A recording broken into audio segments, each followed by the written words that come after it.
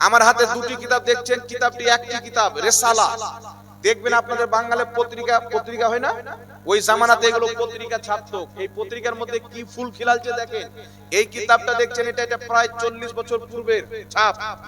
দেখেই বুঝতে পারছেন আপনারা কত বছর পূর্বের ছাপ। আর এটা নতুন 2-1 বছর হলো ছাপা। তো এই কিতাবের 35 নাম্বার পৃষ্ঠার মধ্যে কি লিখছেন, কিতাবটি এই রেসালাটি লেখক হচ্ছে আশরাফ আলী থানভী। দেওবন্দিরা যাকে নিজের মুজাদ্দিদ মনে করে, ওই আশরাফ আলী থানভী এই কিতাব 35 নাম্বার পৃষ্ঠার মধ্যে লিখছেন। আশরাফ আলী থানভী সাহেবের একজন মুরিদ একটা চিঠি লিখলেন আশরাফ আলী থানভীকে, হুজুর আমি একদিন ঘুমালাম, স্বপ্নে আমি কালেমা পড়ছি লা ইলাহা ইল্লাল্লাহ মুহাম্মাদুর রাসূলুল্লাহ। তো মুহাম্মাদুর রাসূলুল্লাহর জায়গাতে বের হচ্ছে আশরাফ আলী রাসূলুল্লাহ।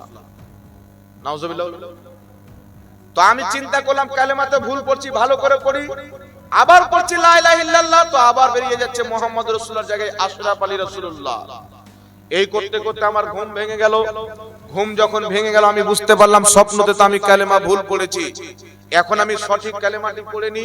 তখন আমি কালেমা পড়ছি লা ইলাহা ইল্লাল্লাহ মুহাম্মাদুর রাসূলুল্লাহ, আবার মুহাম্মাদুর রাসূলুল্লাহর জায়গায় বের হচ্ছে আশরাফ আলী রাসূলুল্লাহ। তখন আমার ঘুম ভেঙে গেল। ঘুম ভাঙার পরেও পড়ছি লা ইলাহা ইল্লাল্লাহ মুহাম্মাদুর রাসূলুল্লাহ, তো মুহাম্মাদুর রাসূলুল্লাহ বের হয় না, আশরাফ আলী রাসূলুল্লাহ বের হচ্ছে। তখন আমি চিন্তা করলাম যে কালেমা তো ভুল পড়ছি, একবার দুরূদ শরীফ পড়ি। তো জাগার পর ঘুম থেকে দুরূদ শরীফ কি পড়ছে দেখেন বাবা, বলছে দুরূদ শরীফ পড়তা হো তো ফির ভি यही कहता हूं। দুরূদ শরীফ পড়ছি তবু এটাই বলছি। কি বলছি লিখছে দেখেন, আল্লাহুম্মা সাল্লি আলা সাইয়্যিদিনা ওয়া নাবিয়িনা ওয়া মাওলানা আশরাফ আলী। আল্লাহুম্মা সাল্লি আলা সাইয়্যিদিনা, আল্লাহ তুমি দুরূদ শরীফ ভেজো আমাদের সরদার, ওয়া নবিয়িনা আমাদের নবী, ওয়া মাওলানা আমাদের অভিভাবক আশরাফ আলী। নাউজুবিল্লাহ। আশরাফ আলী থানভীর নামে কলমাও পড়লো, আশরাফ আলী থানভীর নামের দুরূদও পড়লো। যেই কাটমুনসি বলে ইয়া নবী সালামু আলাইকা কোথায় আছে, আমি তাকে বলবো ইয়া নবী সালামু আলাইকা, তো নবীর শানে দুরূদ, তোমার মৌলবীর নামের দুরূদটা কোথায় আছে? লা ইলাহা ইল্লাল্লাহ আশরাফ আলী রাসূলুল্লাহ কোন কিতাবে আছে? আল্লাহুম্মা সাল্লি আলা সাইয়্যিদিনা নাবিয়িনা ওয়া মাওলানা আশরাফ আলী থানভী, এই দুরূদ কোন কিতাবে আছে? আরে আমরা তো নবীর নামের দুরূদ পড়ি, তুমি তো বেটা মৌলবীর নামে দুরূদ বানিয়ে রেখেছো। তো কোনদিন যদি সামনে মোকাবেলা হয় তাহলে প্রমাণ হয়ে যাবে যে তোমরা মুসলমান আছো কিনা ফয়সালা জাতি। বলেন নবিয়ানা মানে কি? আমাদের নবী। একের নবী মানার পরেও ঈমান আছে বাবা। এই কথাটি লিখে আশরাফ আলী থানভীকে জানানো হলো।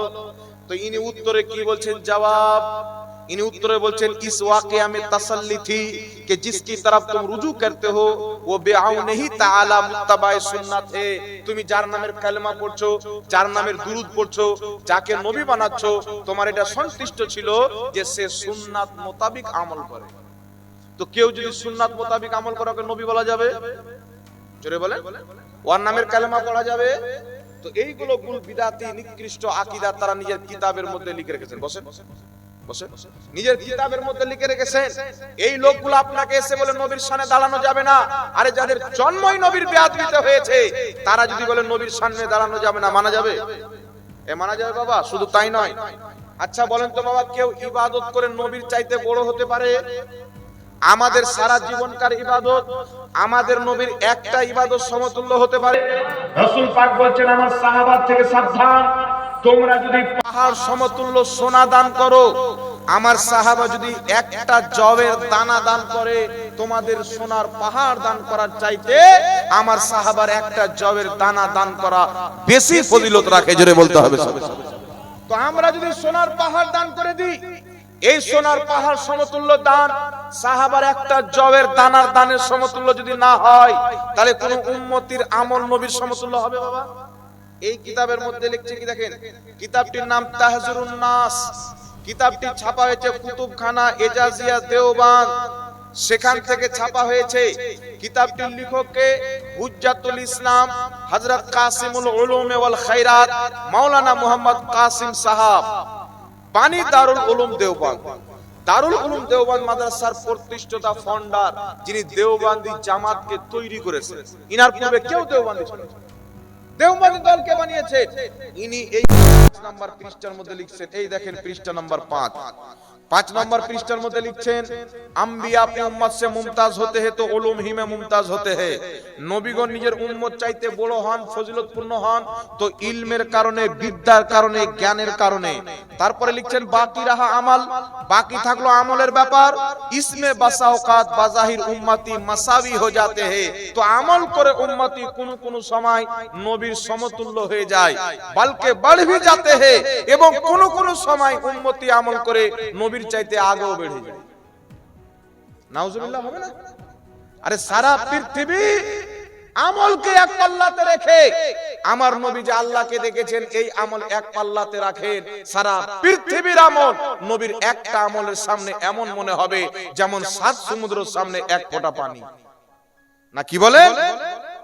এই আকীদার চাইতে বড় বিদআত হতে পারে? যাদের গোষ্ঠী বিদআতে ভরা, আকীদাই বিদআত, ঈমানটাই বিদআত, তারা মানুষকে বিদআতের ফতোয়া দিয়ে বিভ্রান্তি করতে যায়। শুধু তাই নয়, এই কিতাব পৃষ্ঠা নাম্বার আপনার 25। আচ্ছা বলেন তো বাবা, আমাদের নবীর পরে কোন নবী জন্ম নিতে পারে? কথা বলেন বাবা, আমাদের নবীর পরে কোন নবী জন্ম নিতে পারে? কেউ যদি বলে আমাদের নবীর পরে নবী আসতে পারে, মুসলমান থাকবে? মুসলমান থাকবে? দেওবন্দ মাদ্রাসার প্রতিষ্ঠাতা কি লিখছে দেখেন। इन्हीं लिखছেন बिल फर्ज अगर बाद ज़माना नबी कोई नबी पैदा हो फिर भी खातिमियत मुहम्मदी में कुछ फर्क ना आएगा। इन्हीं বলছেন যদি আমাদের নবীর পরে কোনো নতুন নবী জন্ম নিয়ে নেয় তবু আমাদের নবীর শেষ নবী হওয়াতে কোনো ব্যাঘাত ঘটবে না। আচ্ছা বলেন তো, আমাদের নবীর পরে যদি কোনো নতুন নবী জন্ম নেয় আমাদের নবীর শেষ নবী হওয়াতে ব্যাঘাত ঘটবে কি ঘটবে না? ঘটবে না? আরে আমার নবীর পরে যে জন্ম নেবে ও তো শেষ হবে, আমার নবী কি করে শেষ থাকবে? ইনি বলছেন ব্যাঘাত ঘটবে না। এটাই হচ্ছে কুফরি আকীদা। কেউ যদি ধারণা রাখে নবীর পরে নবী জন্ম নিলে নবী শেষ নবী হওয়াতে ব্যাঘাত ঘটবে না, স্পষ্ট কাফির ও মুরতাদ হয়ে যাবে। কারণ আমার নবীর পরে কিয়ামত পর্যন্ত কোন নবী জন্ম নেওয়া ইসলামে মহাল হতেই পারে না। জোরে বলেন সুবহানাল্লাহ। আল্লাহ বলে দিয়েছেন খাতামান নবিয়্যিন, নবী বলে দিয়েছেন লা নবিয়্যা বাদি। এই জন্য বিরাদ ইসলাম এইগুলো কুফরি আকীদাতে তাদের ইসলামটা ভরাই দেখছেন। একটা রিসালা হিফজুল ঈমান, এই রিসালা চালু করছেন, লেখা আছে কি হযরত মাওলানা মুহাম্মদ আশরাফ আলী সাহেব থানভী, আশরাফ আলী থানভী সাহেব এই রিসালা আপনার পৃষ্ঠা নাম্বার 8 নাম্বার পৃষ্ঠার মধ্যে লিখছে কি একটু দেখেন। 8 নাম্বার পৃষ্ঠার মধ্যে লিখছেন, हाँ 8 नंबर पृष्ठर मध्य लिखছেন अगर बास उलूम गैबिया मुराद है तो इसमें हुजूर ही की क्या तखसीस। ऐसा इल्म तो सैयद उमर बल्कि हर सभी व मजनून बल्कि जमी हैवानात व बहाइम के लिए हासिल है। इन्हीं বলছেন যদি নবী পাককে কিছু ইলমে গায়ব থাকে তাতে নবী পাকের কি বিশ্ববিস্তার, কি বিশেষতা, নবী পাকের কি গুণ, নবী পাকের কি খাসিয়াত, এই রকম কিছু ইলম যেরকম নবী আছে, নবীকে আছে, প্রত্যেক বাচ্চাকেও আছে, প্রত্যেক পাগলকেও আছে, প্রত্যেক জানোয়ারকেও আছে, প্রত্যেক পশু পাখিকেও আছে। বলেন নাউজুবিল্লাহ। নবীকে যতটুকু ইলম আছে প্রত্যেক বাচ্চা, পশু, পাখি, জীবজন্তু, পাগল, ছাগলকেও আছে। এই কথা বলার পরে করে ঈমান থাকবে? এই জোরে বলেন ঈমান থাকবে? সমস্ত উম্মতের ঐক্যমত, কোন ব্যক্তি যদি নবীর ইলমকে কোন মাখলুকের সাথে তুলনা করে, সমতুল্য করে, ওই ব্যক্তি ঈমান থেকে বেরিয়ে যাবে, ইসলাম থেকে বেরিয়ে যাবে। ইনি শুধু অন্য মাখলুক নয়, আশরাফ আলী থানভী জানোয়ারের সাথে তুলনা করেছেন। বলেন নাউজুবিল্লাহ। প্রত্যেক জানোয়ারের সাথে যে বলবেন নবীর ইলম জানোয়ারের ইলমের সমতুল্য, এই ব্যক্তির ঈমান থাকতে পারে। এই জন্য আমরা আশরাফ আলী থানভীকে মানি না, আমরা কাসিম নানতাউইকে মানি না। আমরা মানি কাকে? আমরা মানি বেরেলী সরতাজ আলা হযরতকে। এদের এইগুলো ভুল, আলা হযরত ধরিয়ে দিয়েছেন, তাই বর্ধমানের পোল্ট্রি মুরগি বলছে আলা হযরত বলা যাবে না, মানে চুরি করেছে আলা হযরত ধরে নিয়েছে। আপনার গ্রামে কেউ যদি চুরি করে আর আপনি যদি গ্রামকে ধরিয়ে দেন যে চুরি করেছে, আমি দেখেছি, ওই চোরটা আপনাকে ভালো বলবে না খারাপ বলবে? জি, ও চোর বলবে স্যার তুই ধরিয়ে দিলি না, ধরালে আমার লাভ হয়ে যেত, 2 লাখ টাকা চুরি করে পালিয়ে যেতাম না, কি বলে? তো আলা হযরত এদের সব চুরি ধরালছেন, তাদের যত এদের রাগ সব হচ্ছে আলা হযরতের উপরে, যত রাগ। এখন আপনাকে দেখাচ্ছি, শুনেন। এই দেখছেন আমার হাতে কিতাব, কিতাবটির নাম হচ্ছে তাজকিরাতুর রশিদ। কিতাবটি ছাপা হয়েছে জাকারিয়া বুক ডেপো, দেওবন্দ, সাহারানপুর, ইউপি। লেখকের নাম হচ্ছে মাওলানা আশিক ইলাহি মিঠি, দেওবন্দীদের মাওলানা। এই কিতাবের মধ্যে এক জায়গাতে নয়, দুই জায়গাতে নয়, এই কিতাবের মধ্যে 15 জায়গার চাইতে বেশি আশরাফ আলী থানভীর পীর হাজী ইমদাদুল্লাহ মুহাজিরে মাক্কিকে 15 বারের চাইতে বেশি আলা হযরত লিখে রেখেছে। ওর বাপকে আলা হযরত লিখে রেখেছে। আমরা আলা হযরত বলি ইমাম আহমদ রাজা রাহমাতুল্লাহ আলাইকে, তো বলে আলা হযরত বলা হারাম। তো তোমার বাপকে যে 15 বার আলা হযরত তোমার বাবা লিখে রেখেছে, তাহলে তোমার জন্মটাই তো এটা হারামের প্রমাণ হয়ে যাবে। কোথায় আঙুল করছো তুমি? আগে আব্বার কিতাব পড়ে এসো, ঘরের খবর নাও। বাড়িতে কুত্তা বসে আছে আর বাইরে লোককে গিয়ে বলছে কুকুর পুষা হারাম। কথা বুঝতে পারছেন? ওর বাড়িতে আলা হযরত বানিয়ে রেখেছে আর বেটা বলছে আলা হযরত বলা যাবে না। তো এরা হচ্ছে জাহিল বাবা। আলা হযরত উনার জামানার সবচাইতে বড় আলিম ছিলেন, তাই উনাকে মানুষ আলা হযরত, আলা হযরত মানে বড় হযরত। আজকে যদি কেউ বলে যে এখানে যত মৌলভী এসেছিল, এই মৌলভীদের মনের মধ্যে মাওলানা মতিউর রহমান হচ্ছে সবচেয়ে বড় মৌলভী, তো হারাম হবে বাবা? একটা মাদ্রাসায় 8টা-10টা শিক্ষক থাকে, তার মধ্যে একজনকে বলা হয় বড় হুজুর, না কি বলেন? আপনাদের পাশে একটা এলাকা আছে হরিহরপাড়া থানাতে মুসুরডাঙ্গাতে একজন আলিম দীর্ঘদিন থেকে থাকে, মাওলানা মুজিবুর রহমান। উনাকে সবাই বড় হুজুর বলেন, উনার পর আরেকজন এসে উনাকে ছোট হুজুর বলে। তো উনাকে বড় হুজুর বলা হারাম হবে? বড় হুজুর মানে ওই মাদ্রাসার মধ্যে বড়। কথা বুঝতে পারছেন? তো আলা হযরত মানে উনার জামানায় যত আলিম ছিলেন, উনাদের মধ্যে সবচাইতে বড় হযরত মানে বড় ইলমওয়ালা লোক ছিলেন। কথা বুঝতে পারছেন কি না? এই সামান্য জিনিসটাকে এই মানুষের মধ্যে ফেকাড়া লাগার জন্য বলছে আলা হযরত বলা হারাম। তো তোমার বাপ যে 15 বারের চাইতে বেশি আলা হযরত তোমার বাপকে লিখে রেখেছে, ওটার তুমি কি করবে? কথা বুঝছেন বাবা? ওটার কি করবে তুমি? এইবার চলে আসেন বাবা। তো এইরকম এরা হচ্ছে দোগলা। এবার আপনাদের সম্মুখে মাত্র কয়েকটা জিনিস দেখাবো বাবা, বেশি জিনিস নয়। এই দেখছেন কিতাব, কিতাবটির নাম হচ্ছে বারাহিনে কাতিয়া। কি নাম বাবা? জোরে বলে। বারাহিনে কাতিয়া। এই কিতাবে 121 নাম্বার পৃষ্ঠার মধ্যে লিখছে শয়তানের ইলম বেশি, এটা কুরআন হাদিস দ্বারা প্রমাণিত, কোরআনের অকট্ট দলিল দ্বারা প্রমাণিত, কিন্তু নবীর ইলম বেশি, এর কোনো দলিল নাই। সুতরাং শয়তানের ইলম বেশি এটা মানা ঈমান, আর নবীর ইলম বেশি এটা মানা শিরক। শয়তানের ইলম বেশি এটা ঈমান, আর কেউ যদি বলে শয়তানের চাইতে নবীর ইলম বেশি, তো এটা হচ্ছে শিরক। বলেন তো বাবা, এটা ঈমান প্রচার করেছে না কুফরি প্রচার করেছে? এইবার চলে আসেন এই একই কিতাবের আপনার পৃষ্ঠা নাম্বার 63 নাম্বার পৃষ্ঠার মধ্যে লিখছেন, কি লিখছেন আমি একটু আপনাকে পড়ে শুনিয়ে দিই, একটু হালকা সময় দেন, যেহেতু আরো কিছু মশলা বয়ান করতে হবে, তো এই জন্য শুধু মিনিং গুলো বলে দিচ্ছিলাম।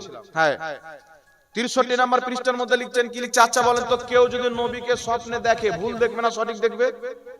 মুসলিম শরীফের হাদিস, মিশকাত শরীফের হাদিস, রাসূল পাক বলেন মান রাআনি ফিল মানাম ফাকাদ রা আল হক, যেই ব্যক্তি স্বপ্নে আমাকে দেখলো সে অরিজিনাল আমাকেই দেখলো, আমার রূপ শয়তান ধারণ করতে পারে না।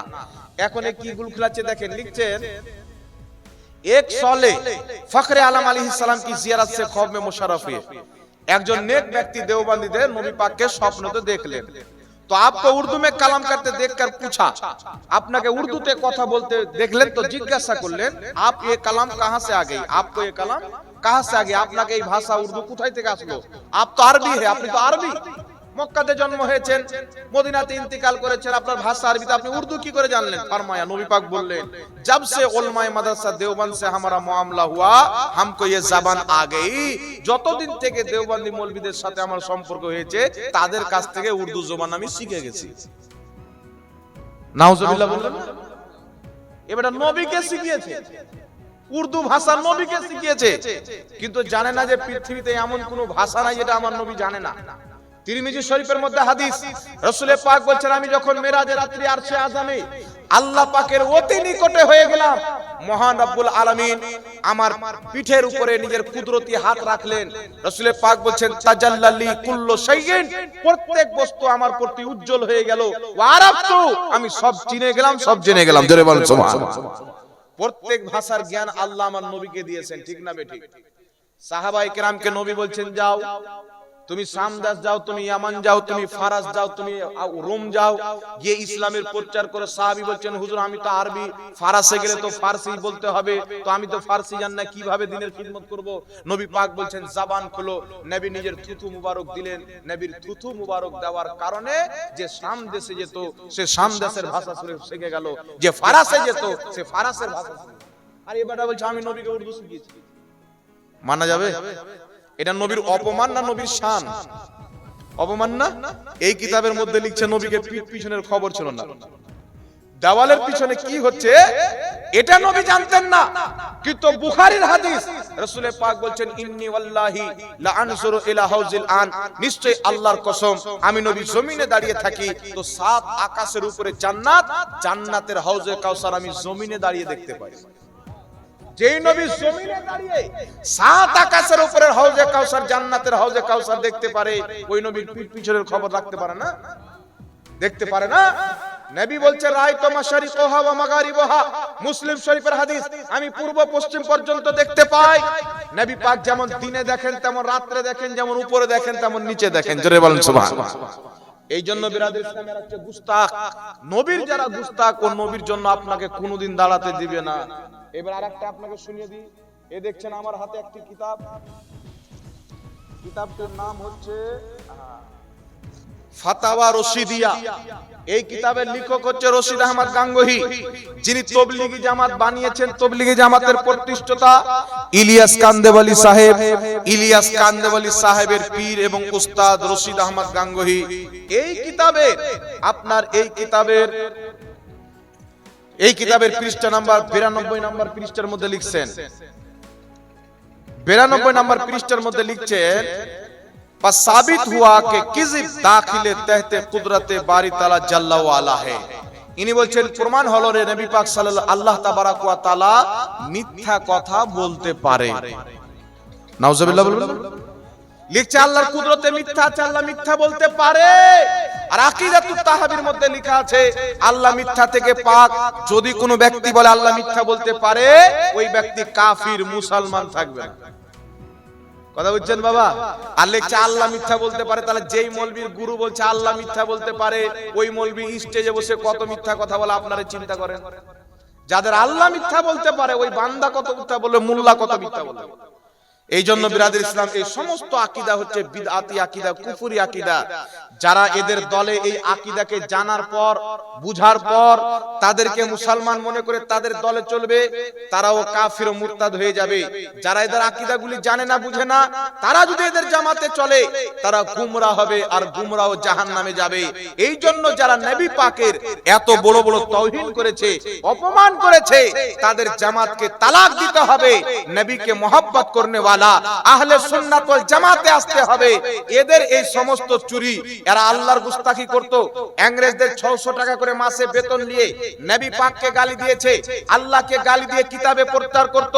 ইমাম আহলে সুন্নাত আলা হযরত তাদের চুরিগুলো ধরে নিয়েছে। তাই এদের যত রাগ, সমস্ত রাগ হচ্ছে আলা হযরতের উপরে। আর আলা হযরত বলছেন আমি বেঁচে থাকতে যারা আল্লাহ আল্লাহর রাসূলের গুস্তাখি করেছে তাকে ছাড় দেওয়া যাবে না, তাকে ছাড়বো না। ইমাম আহলে সুন্নাত এই আকীদাগুলি নিয়ে আরব গেলেন। আরবের 33 জন উলামায়ে কেরাম, মক্কা মদিনার ইমাম মুহাদ্দিসগণ মিলে এদের উপরে কুফরের বিদআতের ফতোয়া প্রদান করলেন। আর নিজের বিদআত ঢাকার জন্য বলছে সালাম করা বিদআত, কিয়াম করা বিদআত। কথা বুঝছেন বাবা? এই ধরনের যাদের আকীদা, ওরা জান্নাত পাবে কোনদিন আপনাদের মনে হয়? স্বাভাবিক জ্ঞান তো আল্লাহ সবাইকে দিয়েছে যে আল্লাহর ব্যাপারে বলবে আল্লাহ মিথ্যা বলতে পারে, নবীকে ছাত্র বানাবে, নবীর জ্ঞান চাইতে শয়তানি জ্ঞান বেশি বলবে, নবীকে বড় ভাই বলবে, নবীকে মরে মাটির সাথে মিশে যাওয়া বলবে, নিজের মৌলবীকে রাসূল বানিয়ে দিয়েছে, নিজের মৌলবীর নামে কালেমা তৈরি করেছে, দুরূদ তৈরি করেছে। এই দল কোনদিন হক পথে হতে পারে? এই দল নবীর মহব্বতের জুলুস করতে দিবে? এই মিলাদ পালন করতে দিবে? কোনই মতে পালন করতে দিবে না। কারণ এরা মুসলমানের সাথে, ইসলামের সাথে এদের কোনো সম্পর্ক নাই। হুজুর নামাজ যে পড়ে, রোজা যে রাখে, বেটা ইবলিসও তো নামাজ পড়তো, ইবলিসও তো রোজা রাখতো। এই জন্য আপনাকে বলতে চাই, নামাজ রোজা দেখলে হবে না, আগে দেখতে হবে তার অন্তরে আল্লাহ রাসূলের আদব আছে কি নাই। যদি আল্লাহ রাসূলের আদব থাকে সে মুসলমান, আল্লাহ রাসূলের গুস্তাখ থাকে সে মুসলমান থাকতে পারে না, যতই নামাজ পড়ুক। একটু জোরে বলতে হবে সুবহানাল্লাহ। আরেকটা কথা কথা শুনেন বাবা, যেইগুলো কিতাবে রেফারেন্স দেওয়া হলো, সকালে অন্ধভক্ত, আন্ধভাগ যাকে বলা হয়। দেখবেন নরেন্দ্র মোদী সাহেব আমাদের ভারতের প্রধানমন্ত্রী, ইনার কিছু আন্ধভক্ত আছে, ওই যে থালি বাজাও করোনা ভাইরাস পালিয়ে যাবে। কত বোকা ছিল যারা সকালবেলা উঠে থালি বাজাইছিল, বাজাইনি?